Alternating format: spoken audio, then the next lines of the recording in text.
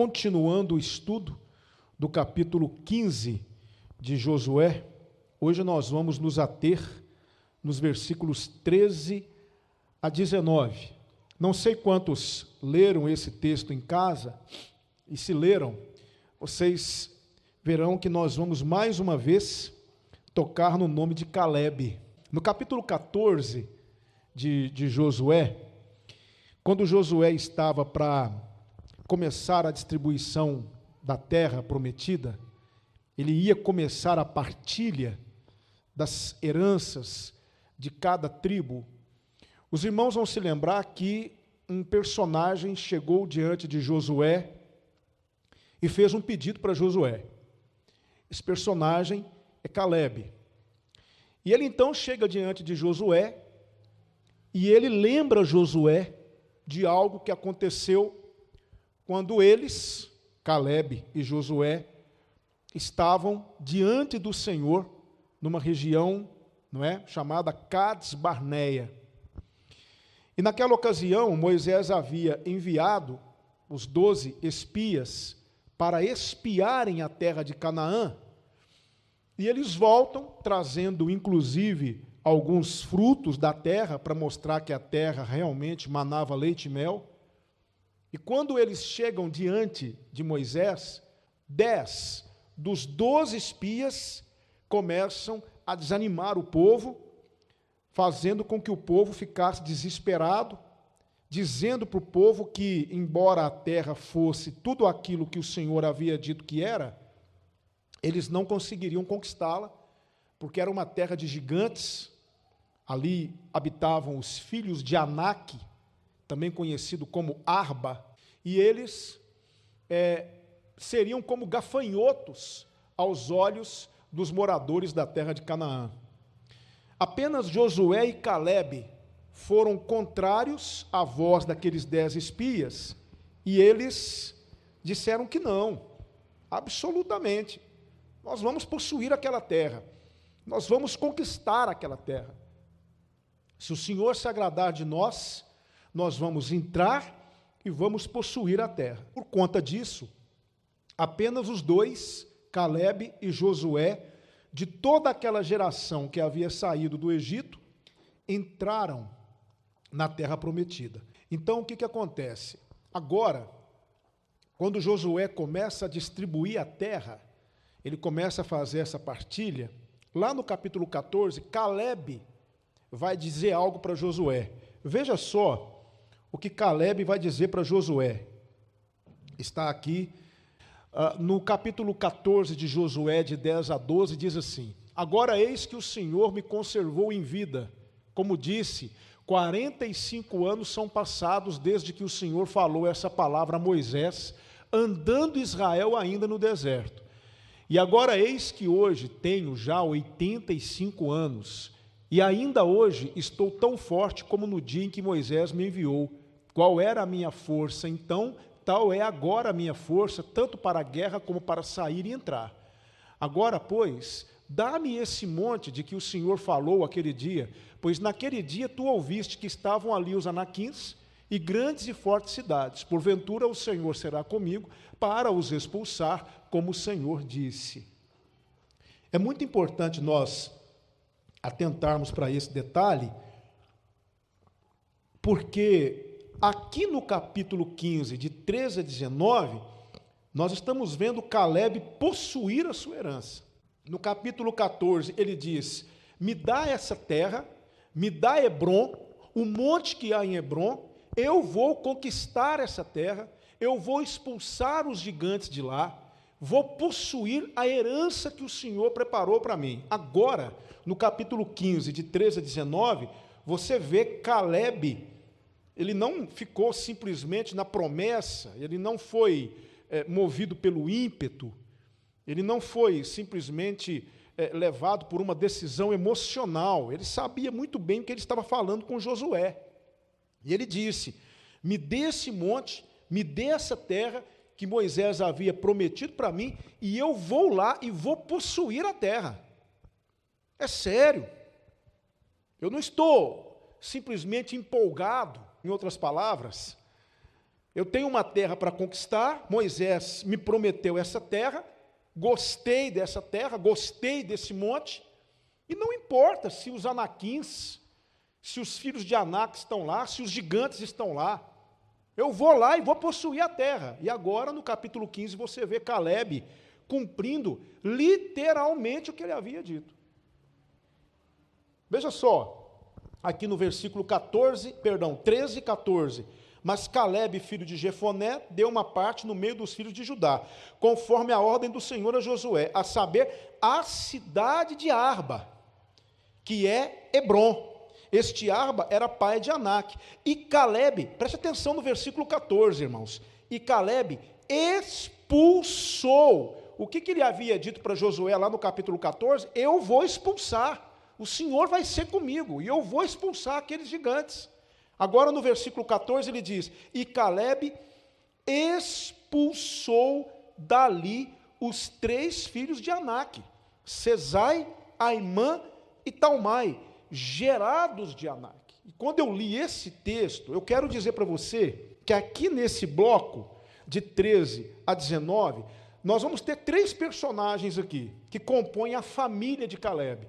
Aqui tem o próprio Calebe, depois nós vamos ver Otiniel, que era sobrinho de Calebe, filho de Kenaz, irmão de Calebe, e nós vamos ter Aquisa, a filha de Calebe. Cada um desses 3 personagens tem lições preciosíssimas para nos ensinar nessa noite. E o primeiro deles é Calebe. Essa sua posição de dizer, eu vou fazer, e fez. Ele foi movido por algo que eu e você precisamos ter dentro de nós para nos mover também. Porque eu não sei se você vai concordar comigo, mas nós somos de fazer muita promessa. Muitas vezes nós prometemos demais e cumprimos de menos. Nós assumimos muitos posicionamentos, mas na maioria das vezes paramos no meio do caminho. Por quê? O que nos falta? Fazendo essas perguntas e levando em consideração, comparando o capítulo 15, 13 e 14, com o que Calebe havia dito a Josué no capítulo 14, eu aprendi uma lição aqui, que eu queria compartilhar com você. E a lição é essa: a fé é o mecanismo imprescindível da possibilidade. O que é que moveu Calebe, irmãos? O que fez Calebe chegar diante de Josué e dizer para Josué: os gigantes estão lá, os anaquins estão lá, sempre estiveram. Josué, eu tinha 40 anos quando Moisés me prometeu aquela região, agora eu tenho 85 anos, mas a minha força é a mesma, e eu garanto, me dê aquele espaço de terra, me dê aquele monte, e eu vou lá e vou expulsar aqueles gigantes de lá. Sabe o que é isso, irmãos? Isso é fé. Isso é fé. E eu sempre, quando eu estou lendo os textos bíblicos, eu comparo. É muito atrevimento meu, não é? Mas eu tento comparar a realidade dos personagens da Bíblia comigo. E eu sempre fico envergonhado. Porque não tem condições. Que fé é essa? Que fé extraordinária! E é isso que está faltando em nós muitas vezes. Nós cantamos aqui, não combinamos nada, mas nós cantamos aqui, somos filhos, somos livres, para sempre vou viver o extraordinário. E é essa fé que falta em nós, a fé do extraordinário, porque a fé do comum nós temos. O que é a fé do comum? A fé do comum é a fé que me leva para a igreja, é a fé que me traz aqui na frente para depositar uma oferta. A fé do comum é a fé que me faz cantar um louvor, que me leva para um pequeno grupo. Essa fé é a fé comum. Mas existe um tipo de fé maior do que essa e que nós podemos conquistar, que é a fé do extraordinário. Sabe que fé é essa?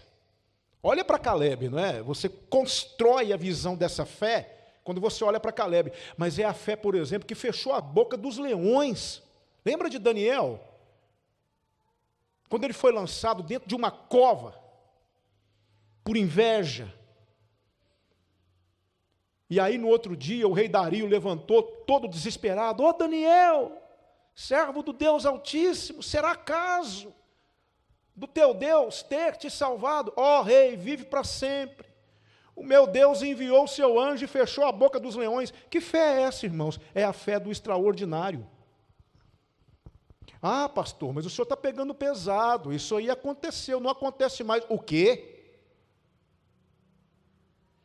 Meu irmão, os leões hoje são outros. E se nós tivermos fé, Deus pode fechar a boca dos leões de hoje. Existem muitos leões hoje que querem nos destruir, da mesma maneira.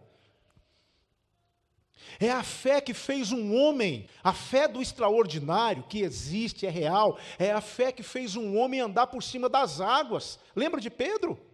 Senhor, se és tu mesmo, permita-me ir ter contigo. E Jesus Cristo disse: vem. Irmãos, eu não sei quantos passos Pedro deu em cima da água, mas que ele andou por cima da água, ele andou. Ele desafiou a lei da gravidade.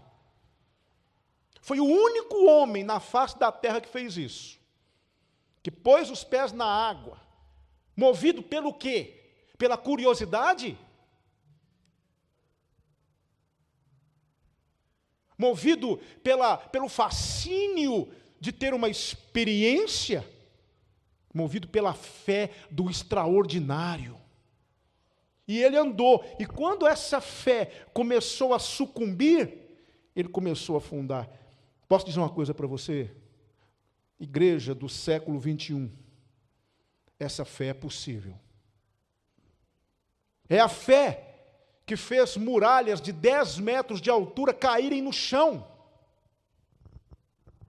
É essa fé que está possível. Aí eu te pergunto uma coisa, Hebreus 13:8 diz assim: Jesus Cristo é o mesmo ontem, hoje e será eternamente. Não é isso que diz lá em Hebreus 13:8?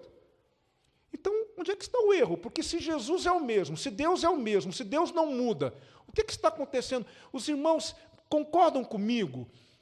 Nossa fé hoje é uma fé muito comum. Me perdoe o que eu vou dizer aqui, mas é aquela fé do qualquer um faz. Querido, responda para mim.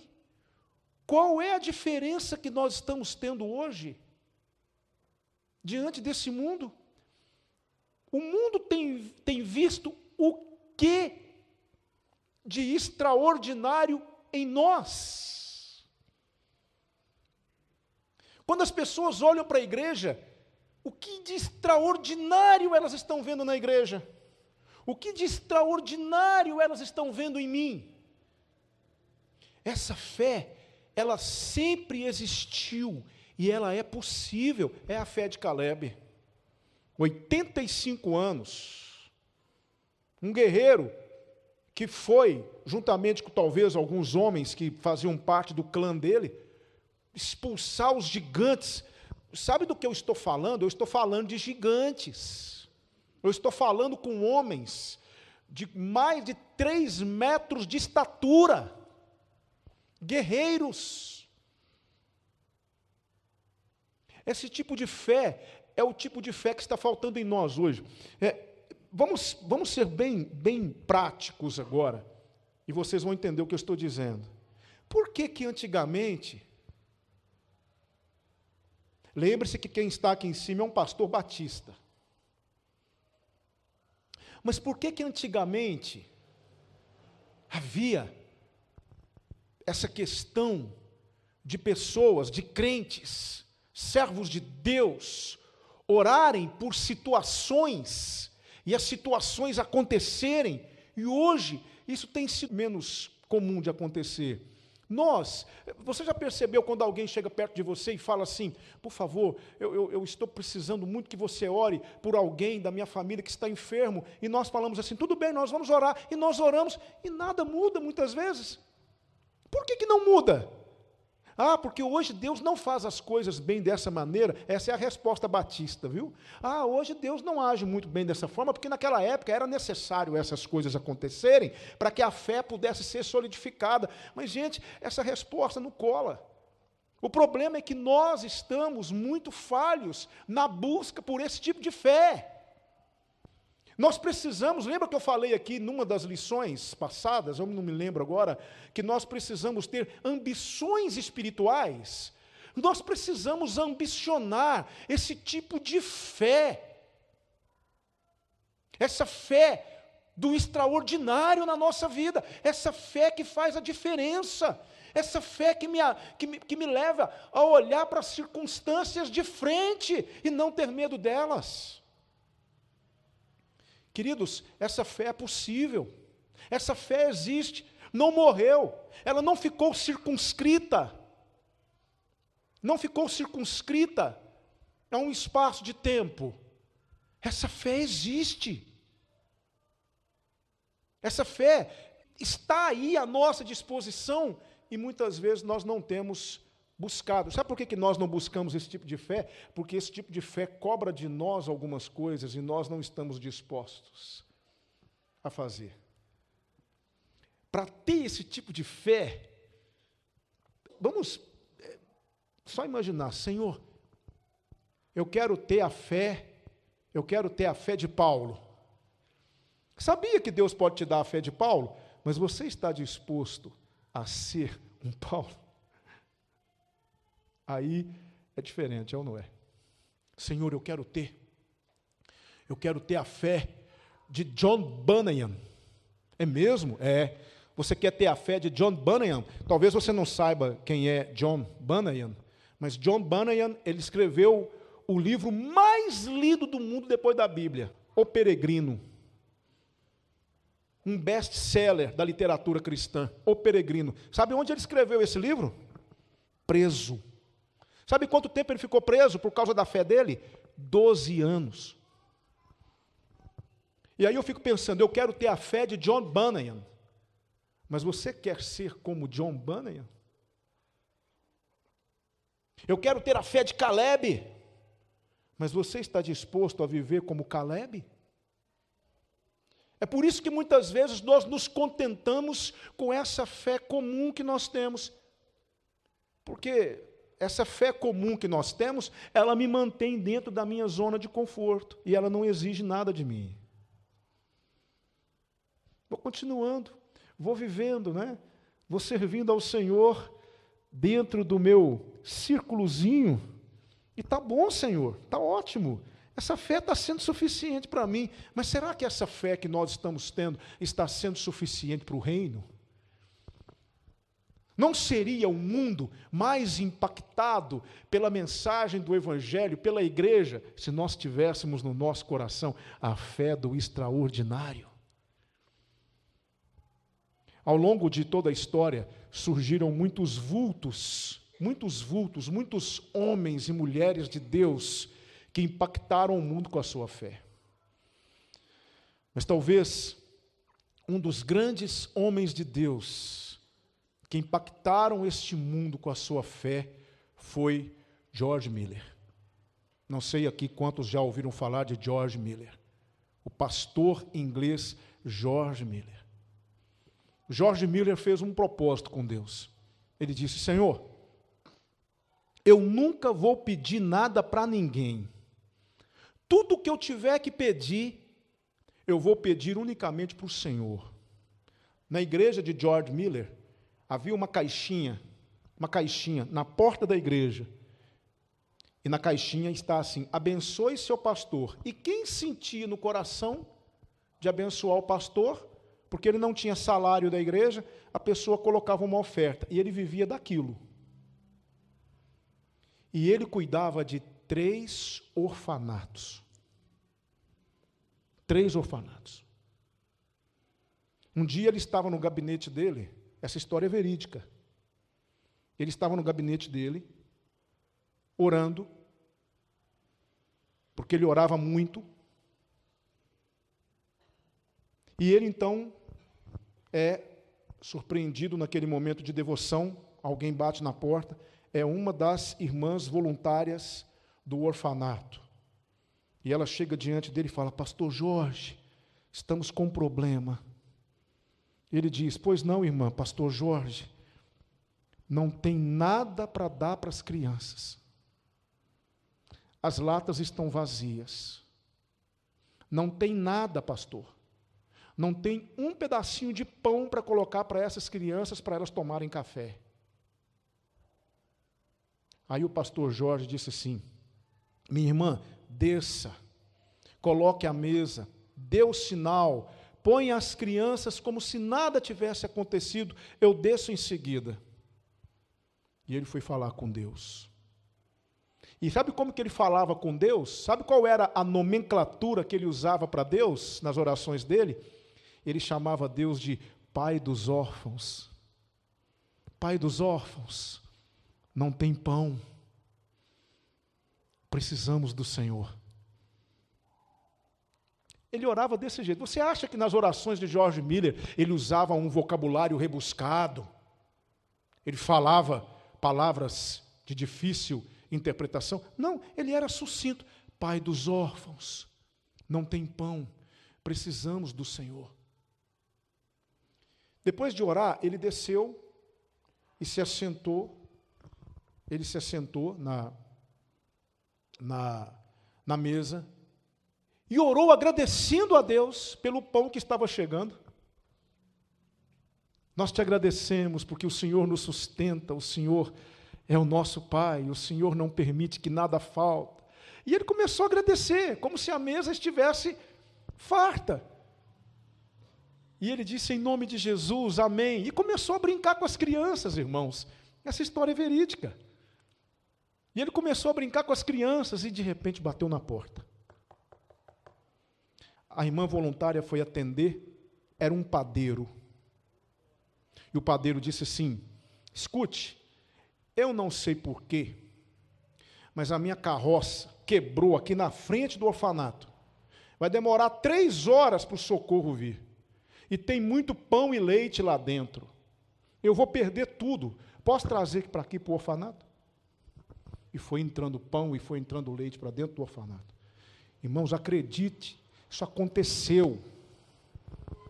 Que fé é essa? Fé do extraordinário. Existem pessoas que têm esse tipo de fé. Quando você descobrir alguém com esse tipo de fé, veja a vida dele, veja a vida dela. Passaram alguns momentos, depois de ter pegado todo aquele pão, bateu na porta de novo. A irmã voluntária foi lá: olha, aconteceu uma fatalidade. O presidente do nosso clube, falou o nome do clube que agora me fugiu, o presidente do nosso clube faleceu e nós tínhamos feito uma recepção para ele, e tem muita comida lá e vai perder tudo. Será que vocês aqui do orfanato não aceitariam aquele alimento lá? E foi entrando comida para dentro do orfanato. Sabe, irmãos, esse tipo de fé é possível. Irmão, irmã, você está satisfeito com o tipo de fé que você tem? Posso ser sincero com você? Eu não. A minha fé é muito comum. A minha fé é muito pouco. Será que não está na hora da gente orar e falar: ó Deus, coloca no meu coração esse anseio, esse desejo por uma fé extraordinária, uma fé que me faça ir além daquilo que eu entendo que eu posso ir. É a fé de Caleb, irmãos. É a fé de Caleb. Tem uma frase, hoje vai ser o dia das frases, viu? Tem uma frase que diz o seguinte: a fé verdadeira produz uma vida cheia de obras, não uma cabeça cheia de fatos. A fé verdadeira produz uma vida cheia de obras, não uma cabeça cheia de fatos. De vez em quando eu escuto alguém dizer assim, não, porque eu tenho muita fé, pastor, porque a minha fé, pastor, porque a minha fé, pastor, porque a minha fé, pastor, mas eu tenho fé, mas eu tenho fé, mas eu tenho fé. Mas aí, eu automaticamente, eu sou forçado a comparar o que a pessoa fala com o que a pessoa vive. Me perdoa, irmão, reveja isso aí. Porque fé é obra. Não é isso que Tiago diz? Tiago diz assim, mostre-me, não é? A tua fé pelas tuas obras, que eu te mostrarei a minha fé pelas minhas obras. Martinho Lutero teve uma dificuldade para aceitar a carta de Tiago como canônica, porque parece que ela se destoava do restante, porque é evidente que a salvação é pela graça, não é pelas obras. Mas Tiago diz que não, que a fé sem obras, ela é o quê? Morta. Tem alguma coisa errada? Não, não tem alguma coisa errada. Tiago não está questionando a salvação pela graça. Tiago está dizendo o seguinte, você tem fé? Então mostra. Cadê as suas obras de fé? Aí vem uma segunda pergunta de carona. Tá bom, eu vou te mostrar algumas obras da minha fé. Eu vou na igreja quarta-feira, eu vou na igreja domingo de manhã, eu vou na igreja domingo à noite, eu li a Bíblia toda, eu sou um dizimista, eu dou oferta na igreja, eu ajudo no ministério tal, Só isso?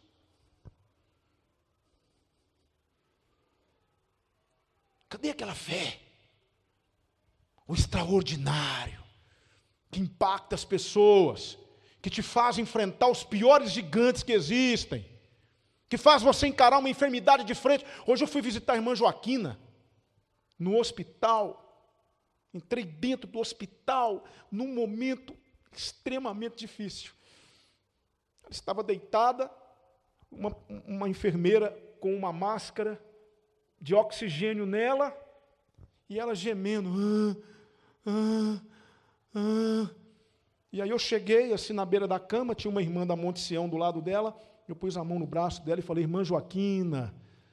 Ela abriu o olho com muita dificuldade e falou para mim assim, ô pastor, eu estou sofrendo demais, pastor. Está difícil, pastor. Custando a falar. E eu presenciando aquilo, e eu tentando encontrar alguma coisa dentro de mim, sabe? Para falar para ela naquele momento, irmãos, e eu confesso para vocês que me deu um nó na garganta, e eu não sabia o que falar. E aí, ela me disse uma coisa, pastor, eu quero que o senhor saiba de uma coisa. E eu, sim, minha irmã, está difícil, mas hoje à tarde, eu passei a tarde cantando hinos de louvor a Deus. Eu saí de lá confortado, eu saí de lá, meu Deus, como pode isso? Irmã Joaquina passando por um período extremamente delicado na vida dela, e ela dizendo, mas eu louvei a Deus a tarde inteira, e nós aqui muitas vezes gozando saúde, e com a nossa fé comum, achando que nós estamos arrebentando a boca do balão. Por isso eu quero aprender essa primeira lição com Caleb, não é? A primeira lição, a fé é o mecanismo imprescindível da possibilidade. Igreja de Jesus, vamos pedir a Deus para colocar um pouco dessa fé do extraordinário no nosso coração, essa fé que me faça ver o que os outros não veem, essa fé que me faça viver de maneira diferente, que possa impactar as pessoas. Eu garanto para você que a irmã Joaquina está sendo um instrumento de Deus naquele hospital, com toda a dificuldade dela. Ore por ela, irmãos. Mas agora, existe um outro personagem que entrou na história. É Otiniel. Algumas traduções falam Otoniel, mas as traduções mais antigas trazem Otiniel. Esse Otiniel, ele chega a ser, inclusive, um dos juízes de Israel. Ele vai ser um dos juízes de Israel. Veja só aqui, em Juízes 3:9, o que se fala desse Otiniel. E os filhos de Israel clamaram ao Senhor, e o Senhor levantou-lhes um libertador, que os libertou. Otiniel, filho de Quenaz, irmão de Calebe, mais novo do que ele. Gente, o que acontece aqui? Eu estive fazendo uma pesquisa mais apurada acerca desse episódio, mas Calebe entrou na região de Hebrom, entrou naquela faixa de terra, derrotou os 3 filhos de Anak, pôs os 3 filhos de Anak para fora da terra, e ele chega diante de uma cidade. A cidade chamava-se Kiriat-Zefer. Kiriat-Zefer. Essa cidade era uma cidade muito importante naquela região, só que Calebe agora faz uma coisa diferente. Eu fiquei por entender, como assim? Ele derrotou 3 filhos de Anak, 3 filhos de Arba, colocou esses 3 filhos de Arba para correr, expulsou da terra. Quando chega diante da cidade de Kiriat-Zefer, o que Calebe faz? Ele diz assim, veja só, está aqui no texto, deixa eu ler para você. Ele diz assim, a partir do versículo de número 15, e dali subiu aos habitantes de Debir, e fora antes o nome de Debir, Kiriat-Zefer. Veja só o versículo 16, e disse Calebe, isso aqui me intrigou. Eu falei, gente, por que isso? Quem ferir a Kiriat-Zefer e a tomar, lhe darei a minha filha Axa por mulher. Tomou-a, pois, Otiniel, filho de Quenaz, irmão de Calebe, e deu-lhe a sua filha Axa por mulher. Eu pensei, Senhor, mas eu não estou entendendo. O homem expulsa os filhos de Anak, o homem vence 3 gigantes, o homem coloca todos eles para correr. Quando chega diante da cidade de Kiriat-Zefer, ele tinha tudo para entrar e vencer, como venceu tantas outras cidades, mas agora ele delega isso. Por quê? E aí eu fui pesquisar nos meus comentários. E eu descobri uma coisa muito bacana, uma coisa interessante. Você entendeu? Ele fala, quem derrotar, quem conquistar a cidade de Kiriat-Zefer, eu vou entregar a minha filha Axa por mulher. Aí aparece alguém, epa, sou eu aqui, ó, euzinho. Otiniel, é comigo mesmo. Por quê, irmãos? Porque o rapaz era interessado na filha de Calebe. Ele amava aquela moça. E quando Calebe percebeu isso, é agora que eu vou dar para esse moço a oportunidade de provar o valor dele e conquistar minha filha. Eu não vou apenas entregar minha filha para ele. Ele vai ter que dar uma prova de amor para a donzela. Quem conquistar Kiriat-Zefer, eu vou entregar minha filha. Você acha que Otiniel, ele se apresentou porque ele queria fazer uma média com Calebe, ele queria ter talvez ser tido em alta coisa? Não, ele gostava da Axa. E ele foi lá e deu uma prova de amor, irmãos. E conquistou a cidade. E casou com Axa. Que coisa linda, gente. Uma prova de amor. Por você, querida, eu vou conquistar Kiriat-Zefer. E foi lá e conquistou, gente. Entende isso? Como que isso fala conosco? Porque eu aprendi uma coisa aqui, uma lição aqui, que eu quero compartilhar com você. Veja só essa lição que eu aprendi aqui. Nossas obras demonstram nossos verdadeiros sentimentos. Aquilo que nós fazemos exteriormente é uma prova daquilo que nós sentimos interiormente, entende? Então, Otiniel, tenha Otiniel agora como personagem no nosso texto aqui. Otiniel amava Axa, e eu vou provar isso. Querido irmão, a coisa mais fácil do mundo é você dizer que ama alguém. Mas amor não é aquilo que você fala, amor é aquilo que você faz. Entende? Aí vamos trazer isso, eu estou falando para você sobre vida cristã na prática, não é? Então vamos trazer isso agora para a nossa relação com Deus. Você já percebeu que o tempo todo nós estamos dizendo que amamos o Senhor? Eu te amo, meu Deus. Ó Senhor, como eu te amo. Eu te amo. Nós falamos que amamos o Senhor nas nossas orações. Nós falamos que amamos o Senhor nas músicas que nós cantamos. Mas qual a prova de amor que eu estou dando para o Senhor? Sabia que Deus, Ele quer de nós algumas provas de amor também? De vez em quando, a gente tem que ser um pouco extremista e dar umas provas de amor. Eu te amo, Senhor, e eu vou provar. Assim como Otiniel conquistou Kiriat Sefer para poder provar para Axa que ele a amava, eu também, Senhor, eu vou lutar, eu vou te dar uma prova de amor, e Deus merece isso de nós. Deus merece que nós lutemos contra os nossos piores inimigos por amor a Ele. E sabe quais são os nossos piores inimigos? Somos nós mesmos. E aí eu te pergunto uma coisa, hoje, nessa hora, qual é a Kiriat Sefer que você está disposto a conquistar, que você está disposto a derrotar, para provar o seu amor pelo Senhor?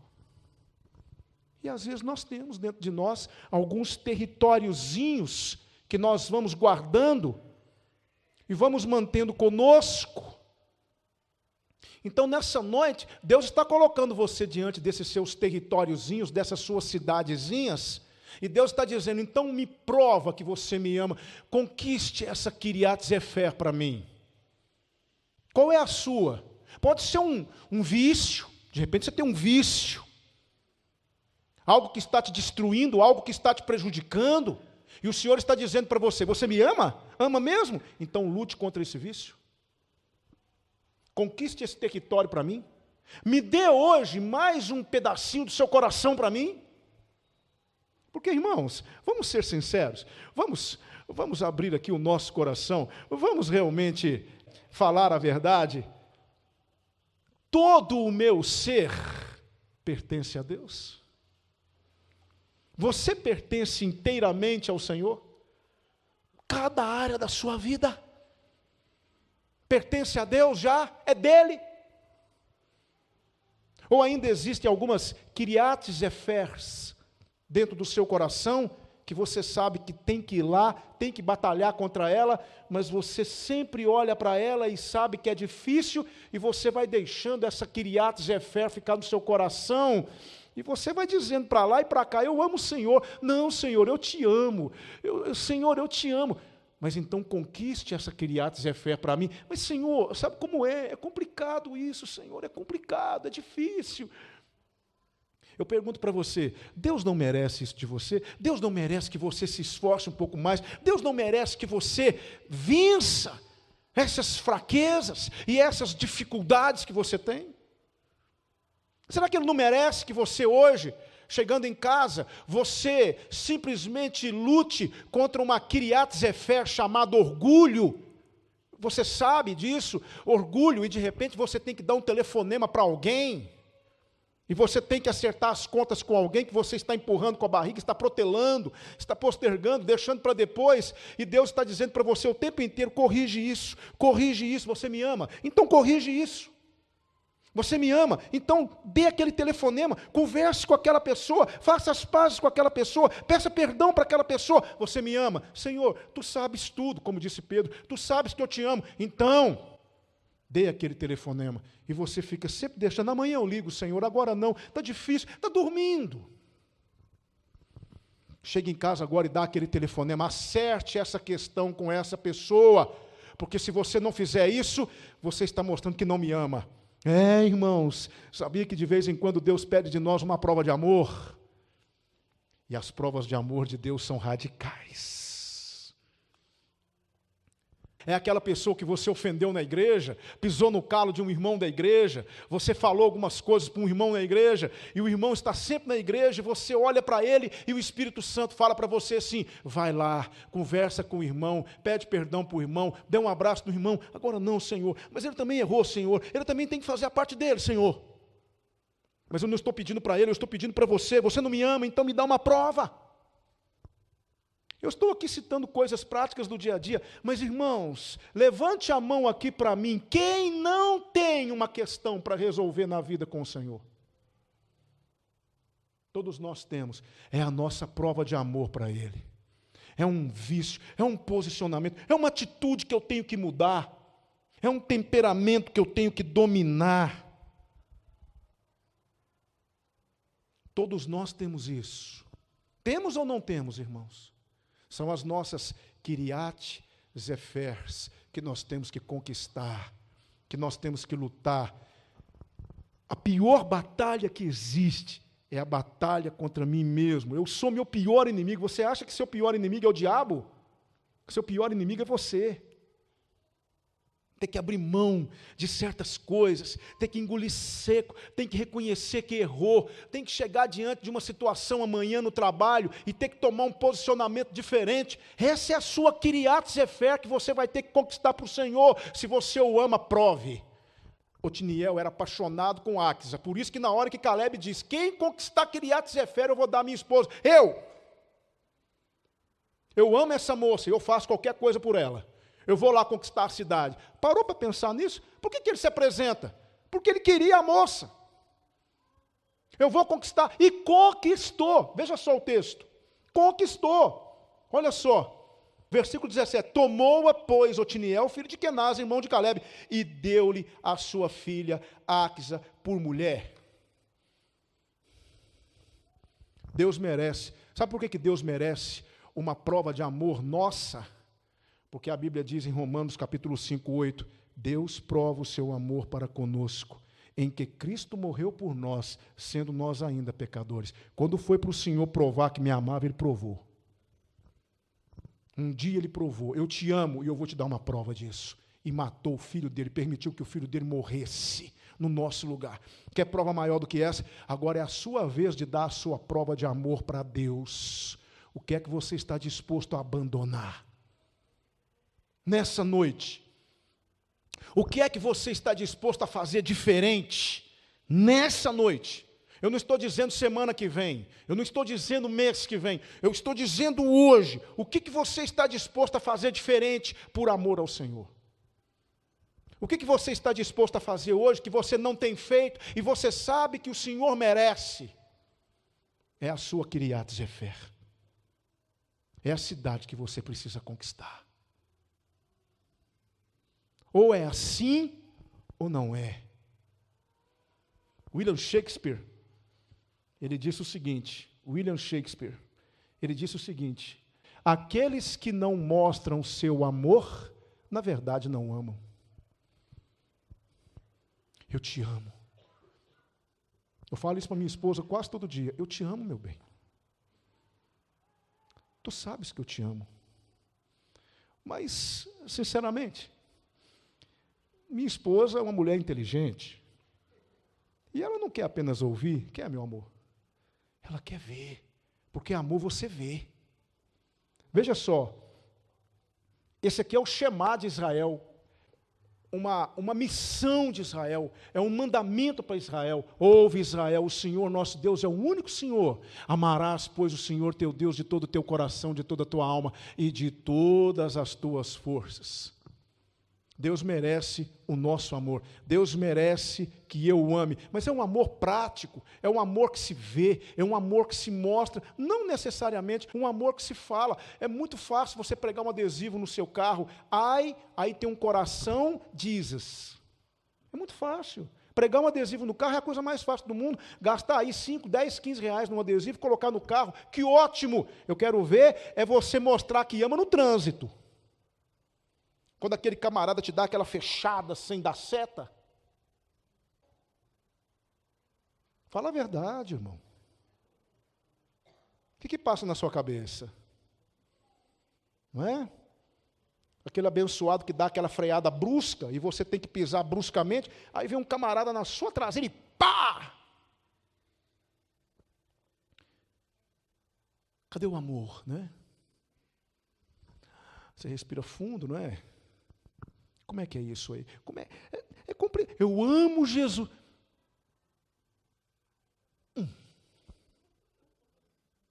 Não é verdade, irmão? Falar que ama é fácil demais. Eu quero vir mostrar.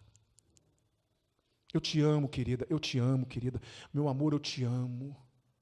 Você é a razão da minha vida. Você é tudo para mim. Mas não faz outra coisa a não ser a abençoada sofrer. Eu amo o Senhor. Meu Deus, como eu te amo.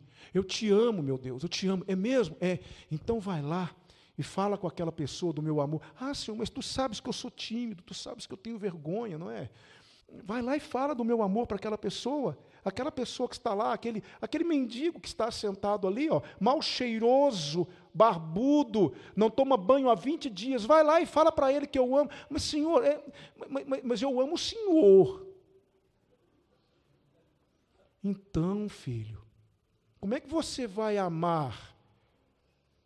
Como é que você não vai amar o seu irmão ao qual viu, e vai amar a Deus a quem não viu? Não é isso que a Bíblia diz?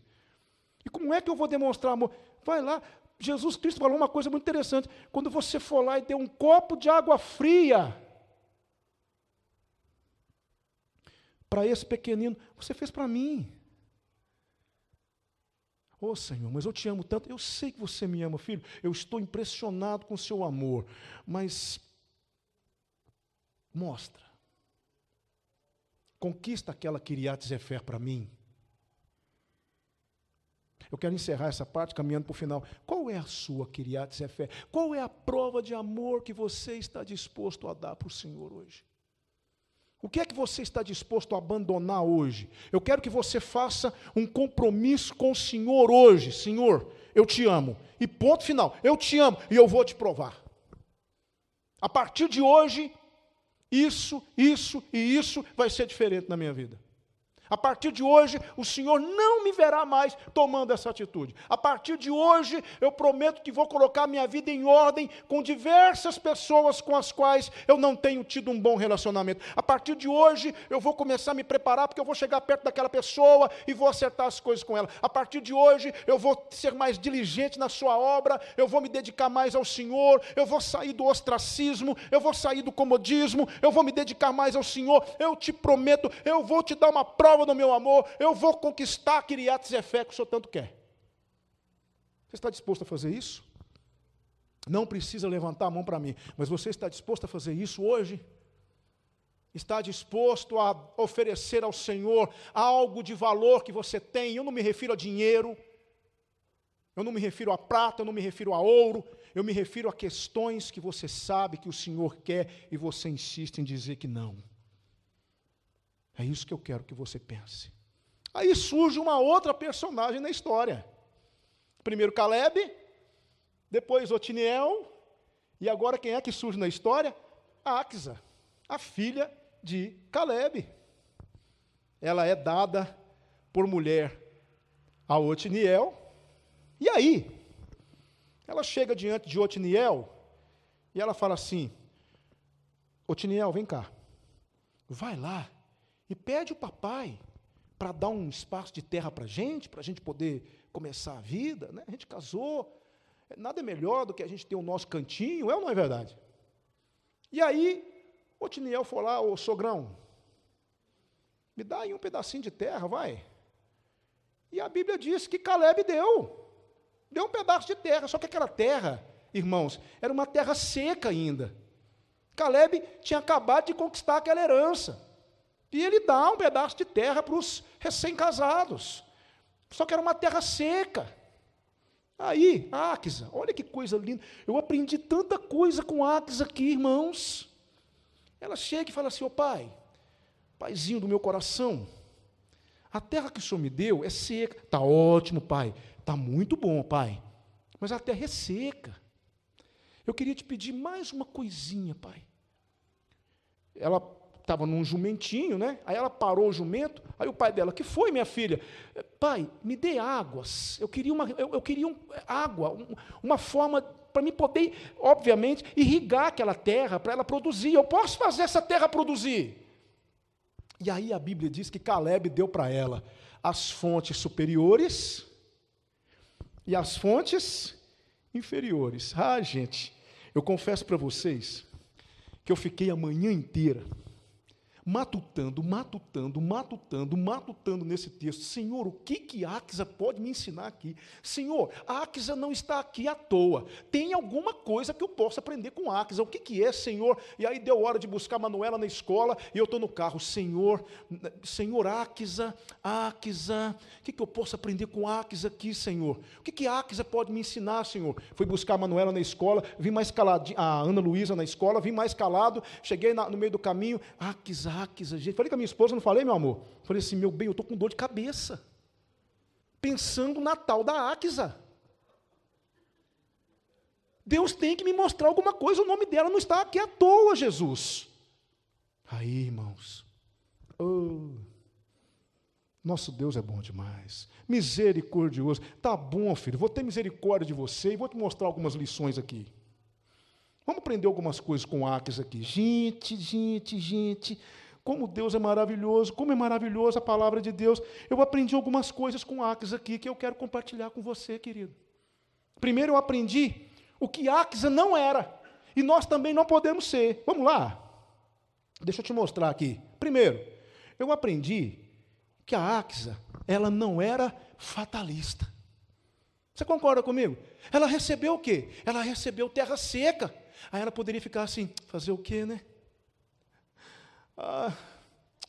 Foi da vontade de Deus, né? Eu estou até com vergonha. Meu pai me deu terra seca, né? Tem que ficar com a terra seca. O que foi, Áquisa? Se você está triste, Otiniel, o que eu vou fazer nessa terra seca, Otiniel?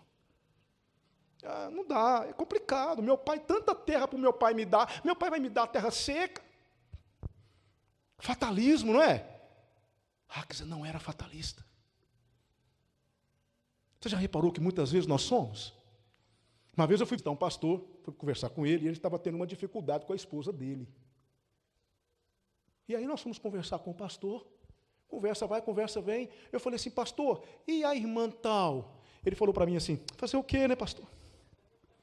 Minha cruz, né? Fazer o quê, pastor? É minha cruz. Tem que levar até o fim, pastor.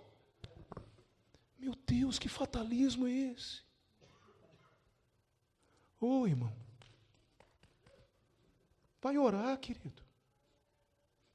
Sabe, irmãozinho, você, queridão, você que é homem aqui, você ora pela sua esposa? Sabia que você é o sacerdote da casa? E que você tem que clamar a Deus por ela? Pedir a Deus por ela? Interceder ao Senhor pela sua esposa? Porque Deus colocou essa mulher na sua vida para você cuidar. Não é para você ficar dando uma de fatalista, né? Minha cruz, né? Então imagine Áquisa aqui nessa situação. Tiniel, eu estou até sem graça. Eu não vou lá falar com o pai, não. Agora olha para essa terra aí, Tiniel. Olha para essa terra. O que a gente vai fazer aqui, meu filho? Plantar o que aqui? Não vai dar nada. Fatalismo. Não tem fatalismo com Áquisa. O que a Áquisa faz? Monta no jumento, vai no pai dela. Pai, valeu, terra ótima, mas eu vou precisar de água. Eu quero fazer aquela terra produzir, pai. Olha que coisa linda, gente. Vamos deixar de ser fatalistas. A Bíblia diz, em tudo dai graças. Vai lá no hospital conversar com a irmã Joaquina, para você aprender a agradecer a Deus. Nada de fatalismo. Eu sei que nós temos momentos secos na vida. Todo mundo tem. A gente passa por momentos secos. A gente enfrenta momentos de sequidão na vida. Mas vamos olhar para o céu, vamos falar assim: Senhor, eu te agradeço. É difícil, eu não estou dizendo que é fácil, mas Senhor, eu te agradeço. Sabe por quê? Porque esses momentos secos têm contribuído para que eu me coloque mais diante de Ti. Esses momentos secos têm quebrado meu orgulho. Então eu não vejo o Áquisa fatalista aqui, mas eu aprendi uma outra coisa com Áquisa. Meu Deus, que maravilha. Áquisa não era o quê? Acomodada. De jeito nenhum. Ótimo, deixa eu ver meu terreno aqui. Ótimo. Agora eu vou lá conversar com meu pai, eu vou precisar de mais uma coisa do meu pai. Eu vou precisar arrumar um jeito de irrigar essa terra. Não. Ela não ficou esperando a boa vontade de Caleb. Ô filha, eu estou vendo aqui a terra que eu te dei, né, filha? Está faltando uma aguinha aqui. Pois é, pai, o senhor me deu aí, eu fiquei até hoje, né? Eu achei que o senhor nem ia perceber. Eu achei que o senhor nem ia notar. Não, filha, realmente eu vou ter que dar um jeito de te ajudar, não é? Às vezes nós não somos assim. Nós ficamos esperando tudo cair de mão beijada na nossa vida, não é verdade? A gente acomoda, né? A gente fica acomodadinho, né? Na nossa vidinha, no nosso cubozinho, fica ali no nosso quadradinho, esperando que Deus, uma hora, quem sabe, uma hora Deus se compadeça de mim. Não é verdade? Então, Áquisa não era acomodada. Ela montou no jumento e foi lá falar com o pai dela. Veja só o texto, está aqui, querido. E sucedeu que, vindo ela a ele, o persuadiu que pedisse um campo a seu pai. E ela desceu do seu jumento. E Caleb lhe disse: que tens, minha filha? E ela disse: dá-me uma bênção, pai. Me deste terra seca. Dá-me também fontes de águas. Mulher de fibra. Mulher que foi atrás do que ela queria. Meu irmão, vá atrás. Descruze os braços. Saia do comodismo.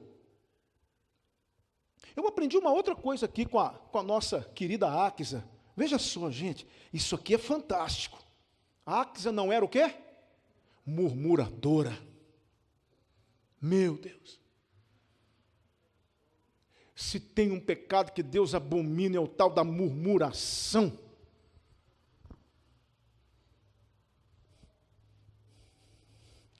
Puxa vida, viu? Puxa vida, meu pai ficou com um bem bom lá e me deu essa terrinha seca aí. Não. O que meu pai pensa que é? Eu sou filho dele. Eu merecia mais. Não, nem... Sinceramente, vontade de chegar perto do meu pai e falar assim: ô pai, toma de volta, eu não quero mais. Toma de volta, pai, eu não quero mais. Não, pai, que vergonha, eu merecia mais do senhor.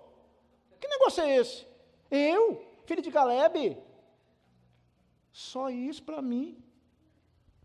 Irmãos, murmuração é coisa séria.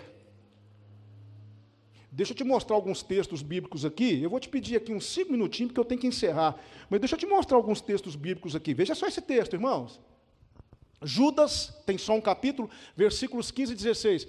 Para fazer juízo contra todos e condenar dentre eles todos os ímpios por todas as suas obras de impiedade que impiamente cometeram e por todas as duras palavras que ímpios pecadores disseram contra ele. Estes são murmuradores, queixosos da sua sorte, andando segundo as suas concupiscências, cuja boca diz coisas muito arrogantes, admirando as pessoas por causa do interesse. Tem uma coisa que Deus não aceita, é murmuração. Eu vi uma frase, não está aqui, me veio agora à mente, a frase diz assim: a murmuração é a secreta desconfiança de que Deus não é bom. Quando eu murmuro contra Deus, eu estou dizendo: não estou satisfeito com o que o Senhor está me dando, eu quero mais, eu exijo mais, eu sou filho do Senhor, se vira e cuida de mim. Murmuração, cuidado com a murmuração, irmão. Veja só mais um texto que eu quero te mostrar.